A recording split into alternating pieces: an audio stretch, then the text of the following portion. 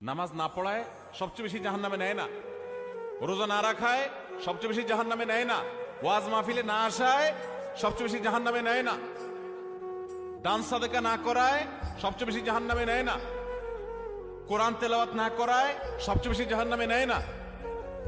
তাহলে কিসের সবচেয়ে বেশি জাহান্নামে নেয় মানুষকে? সুইলা রাসূলুল্লাহ সাল্লাল্লাহু আলাইহি সাল্লাম আন আকসারি মা ইউদখিলুন নাস আন-নার, মানুষকে সবচেয়ে বেশি জাহান্নামে নেয় কোন জিনিসে জিজ্ঞাসা করা হয়েছে।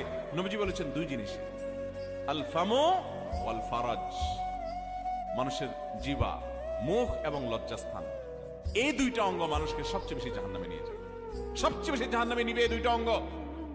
নামাজ পড়ে, দাঁড়িয়েও আছে, কিন্তু ফেসবুকে তলে তলে জেনা করে, চ্যাট করে, এটা তো জেনা।